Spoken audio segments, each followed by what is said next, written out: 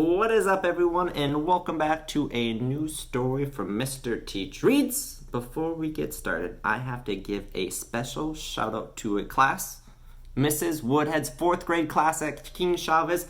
Thank you for inviting me into your classroom to talk about some of the stories. I'm glad you're enjoying the Demon Dentist and all the other stories that we have on Mr.TEACH's channel. This story is for you. I hope you like it. I think you will. It is called How I Became a Pirate. Ooh, this is going to be a fun one. Let's go ahead and get started. Pirates have green teeth. When they have any teeth at all. I know about pirates because one day when I was at the beach building a sandcastle and minding my own business, a pirate ship sailed into view. I knew what it was because it had a flag skull and crossbones on it, and because I could hear the pirates singing, "Hey, oh, blow the man down!" They were a little off-key. I tried to tell Dad, but he was busy setting up the beach umbrella. I tried to tell Mom, but she was busy slathering my baby sister with sunblock. So I went back to my sandcastle, but I kept an eye on the pirates. By then, they were rowing to shore. When they landed, the head pirate climbed out of the boat and yelled, "Ahoy there, matey! Be this the Spanish Main?" "No," I said. "This is North Beach." "Shiver me timbers," the pirate said. "We must have taken a wrong turn at Bora Bora." I think so. He walked around my sandcastle. He looked at the moat, then yelled back to his crew, "He's a digger, he is, and a good one to boot." "Aye, a good one to boot," the others agreed. "What be your name, matey?" the head pirate asked. Jeremy Jacob, sir," I told him.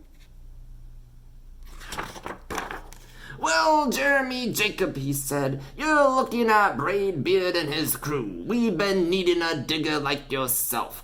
We've a chest of treasure to bury." "Aye, treasure!" the others shouted. "You're coming with us," Braid Beard told me. I didn't think Mom and Dad would mind, as long as I got back in time for soccer practice the next day. That's how I became a pirate.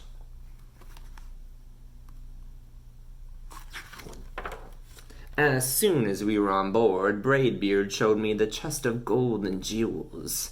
"Got to find a safe place for this here treasure. It's high time we're off," he announced. "We're off!" we all shouted, and then we set sail. Look at all that fun treasure he's got there. I wish I had that treasure. There was plenty to do on board. The pirates taught me to sing sea shanties. The louder, the better, and to say real pirate stuff like "land doubler" and "scurvy dog." By dinner time, I could speak pirate perfectly. I also learned pirate manners. Braid Beard pounded his fist on the table and yelled, "Down the hatch, my laddies! Down the hatch!" we all shouted. Braid Beard gulped his food and said, "Hand over the meat! The meat!" we all roared. No one told us to finish our spinach. There wasn't any. Or to chew up our carrots. They weren't allowed on board. We talked with our mouths full, and nobody said please or thank you. After dinner, I tried to teach a pirate to play soccer. Braid Beard kicked the ball and yelled, "Ah, soccer! Ah, soccer!" the crew yelled. Then everyone dove for the ball at once, and it rolled right off the deck. "After me hearties!" Braid Beard commanded. "After it?" we all whispered. We fought over who would go get the ball, but it didn't matter anyway, because a shark came along and swallowed it in one gulp. So much for soccer. By now it was past my bedtime, but no one tells pirates to go to bed, to take a bath, or to brush their teeth. Maybe that's why their teeth are green. Pirates sleep with one eye open, just in case, and they don't change into pajamas unless they want to. Pirates don't do anything they don't want to, except for maybe swabbing the decks. I wanted to be a pirate forever. But then I found out what else they don't do. When I couldn't stay awake any longer, I asked Braid Beard to tuck me in and read me a story. Tuck you in, he bellowed. Pirates don't tuck. No tucking, the crew cried. And the only thing they had to read was a map. Don't you have any books? I asked. Braid Beard looked confused. Books? I didn't even bother to ask about a goodnight kiss.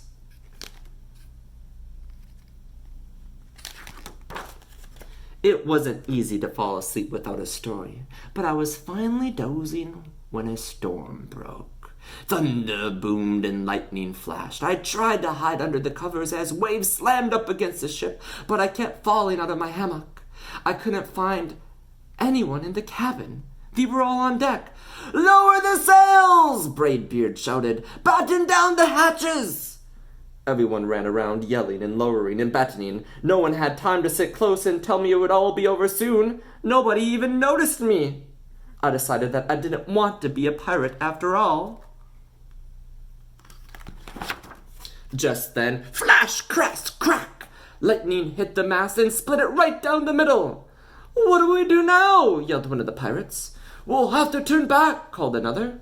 But the treasure, hollowed Braid Beard. Where will we bury the treasure? I stepped forward. Maybe I can help, I shouted over the wind.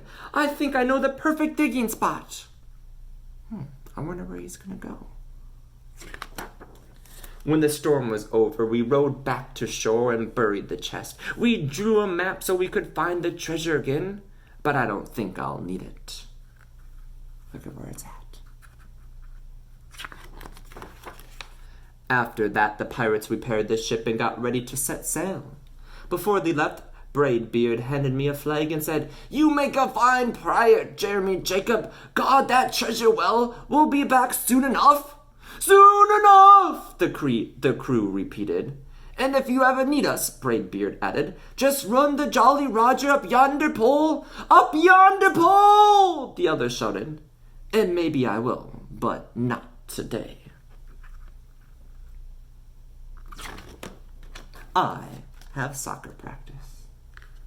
And that is the end of how I became a pirate. I hope you enjoyed that story. Peace.